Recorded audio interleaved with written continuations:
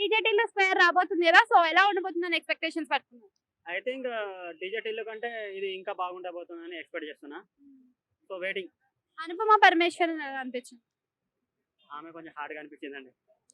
అన్ని సినిమాలతో పోలిస్తే ఇందులో కొంచెం సెక్సీగా, హాట్‌గా కనిపిస్తుంది కదా, సో తన క్యారెక్టర్‌కి సెట్ అవుతుంది అనుకోవచ్చా? ఆల్రెడీ అంతకుముందు కొన్ని కామెంట్స్ వచ్చాయి. బట్ ఆమె స్క్రిప్ట్ బాగుందని యాక్సెప్ట్ చేసిందేమో. మేబీ చూడాలి ఇక. సినిమా చూస్తే మనకు తెలుస్తుంది ఎట్లుంటదో. క్యారెక్టర్ వల్ల చెప్పిందా లేకుంటే తను ఎక్స్‌పోజ్ చేయడానికి చెప్పిందా మనకు తెలవదు. సినిమా చూస్తేనే తెలుస్తుంది. అంటే ఇంతకు ముందు బాగా ఒక తెలుగు ట్రెడిషన్ అమ్మాయిగా కనిపించిన ఇప్పుడు ఆ హీరోయిన్‌ని ఫ్యాన్స్ తీసుకుంటారు. అంటే ఫ్యాన్స్ ఆల్మోస్ట్ తీసుకుంటలేరు. బట్ క్యారెక్టర్ పరంగా చూస్తే బాగుంటే చెప్పలేము మనం. సో మాలాంటి కామన్ ఆడియన్స్ అయితే మేము చూస్తామండి. హార్డ్‌గా ఉన్నా లేకున్నా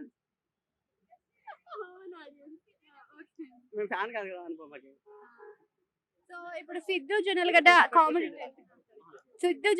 కామెడీ టైమింగ్ ఎలా అనిపించింది? చాలా బాగుంటది. ఇది సెల్ఫ్ మేడ్ స్టార్ కదా! బాగుంటది. అండ్ ఈ మూవీ కూడా ఇంకా బాగా కామెడీ వస్తుందని ఎక్స్‌పెక్ట్ చేస్తున్నాను. అంటే ఫస్ట్ దానికి మించి ఉండొచ్చు అనుకోవచ్చా? మేబీ నేనైతే అదే అనుకుంటున్నా. సో వెయిటింగ్ మూవీ కోసం.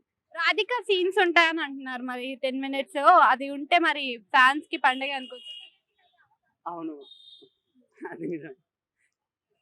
సో రాధిక బాగుంటదా, అనుపమ అంటే లిల్లీ బాగుంటదా? ఇద్దరిలో ఎవరు బాగుంటారంటే డీజే టీలో ఉన్నప్పుడు ఆమె బాగుంది. ఇప్పుడు పార్ట్ 2లో ఈమె బాగుంటది. థ్యాంక్స్.